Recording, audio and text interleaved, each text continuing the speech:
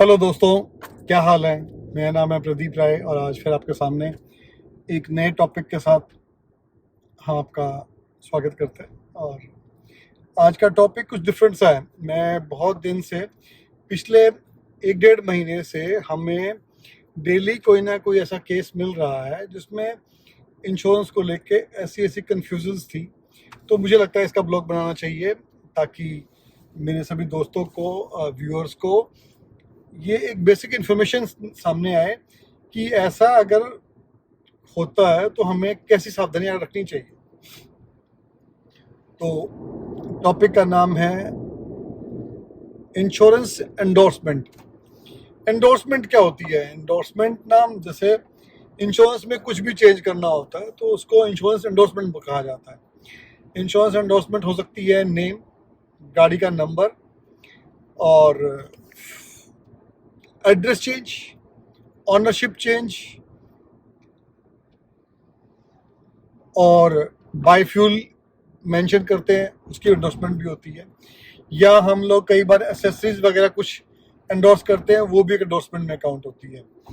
तो आज मैं आपसे एक एंडोर्समेंट के एक चीज़ों को लेके बात करना चाह रहा था। इसमें एक इम्पोर्टेंट सी चीज़ है। जनरली जैसे भगवान ना करे किसी घर में ऐसा कुछ कोई अनहोनी हो, बट ऐसी अनहोनी होती है तब दिक्कत आ जाती है।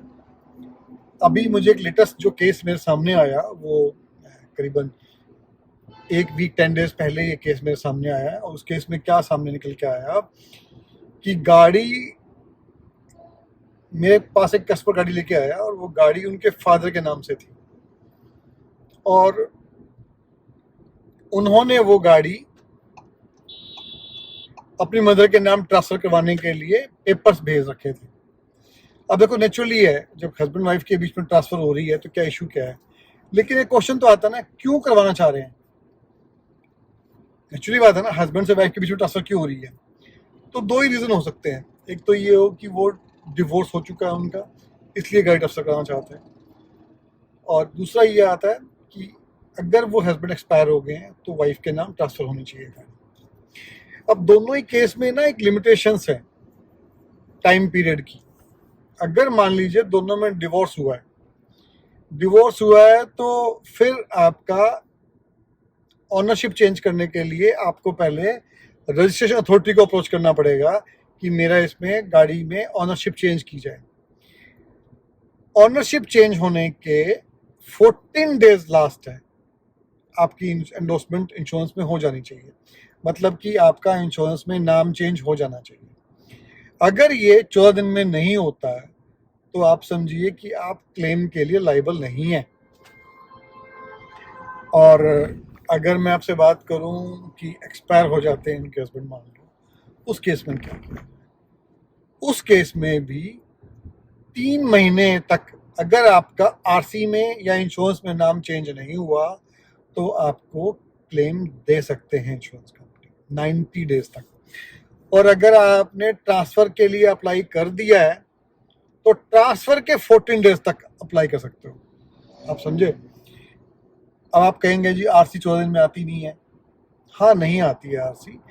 अपने यहाँ पे लोकल जो सिस्टम है एडमिनिस्ट्रेशन का, इसमें कई बार डिले हो जाता है।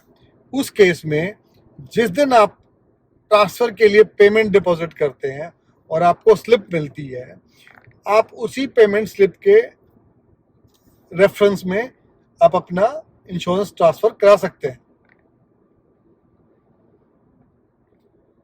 दूसरा ये है, अगर आपने गाड़ी परचेज की है तो जिस दिन आपने गाड़ी परचेज की है उसके बहुत जल्द, मतलब 2 4 5 दिन के अंदर अंदर आपको ऑनरशिप ट्रांसफर अप्लाई कर देनी चाहिए। और जिस दिन आपने अप्लाई किया है, अप्लाई मतलब आपको वो स्लिप मिली है पेमेंट वाली, उस पेमेंट की स्लिप की डेट से 14 डेज के अंदर अंदर आपको अपना इंश्योरेंस ट्रांसफर करा लेना है, नहीं तो आप किसी भी क्लेम के लिए लायबल नहीं रहेंगे। अब इस केस में गाड़ी उनके हस्बैंड को एक्सपायर हुए 1.5 साल हो गया और आरसी ट्रांसफर कराए हुए, आरसी को ट्रांसफर के लिए भेजे हुए 19 दिन हो गए। ऐसे केस में कंपनी ने उनका क्लेम नो क्लेम कर दिया।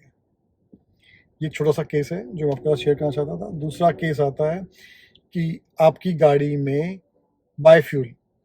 कई बार क्या होता है, जब आपकी गाड़ी में आपने गाड़ी परचेज की और आपने बाद में उसमें एक एक्स्ट्रा फ्यूल ऑप्शन ऐड कर लिया, लेट्स सपोज एलपीजी ऐड कर ली या सीएनजी ऐड कर ली, उस केस में आपने वो गाड़ी की आरसी में तो चढ़वा लिया, क्योंकि आरसी में तो वो चढ़ा के दे देता है जो डीलर होता है, जो सीएनजी किट या वो सेल करता है।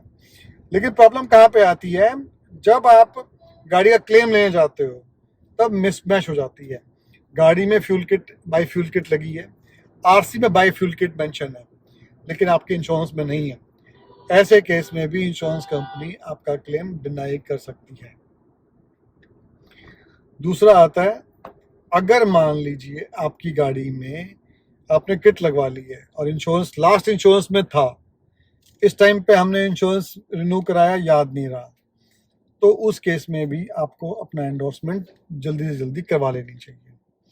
बहुत नॉमिनल अमाउंट लगता है ऐसी बाईफ्यूल किट का, वो आपको पे कर देना चाहिए। पे करने के बाद आपकी गाड़ी फुल्ली कवर्ड रहती है।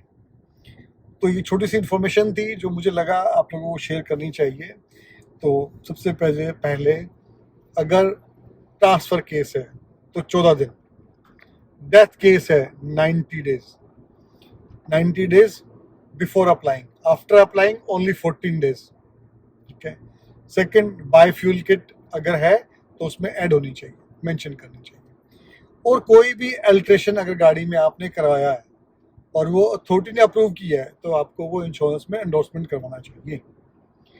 आशा करता हूँ ये मेरी इन्फॉर्मेशन जो मुझे अभी लेटेस्ट फेस हुई है आपको अच्छी लगी होगी, आपको वैल्यूएबल लगी होगी, काम आने में लगी होगी। तो आपका बहुत बहुत थैंक्स कि आपने मेरी वीडियो को वॉच किया। और प्लीज़ आप मेरी वीडियो को लाइक और सब्सक्राइब करें मेरे चैनल को। और मैं इसमें बहुत सारी इंपॉर्टेंट इन्फॉर्मेशन आपको शेयर करता रहूँगा गाड़ी को लेके और इंश्योरेंस को लेकर। Thank you so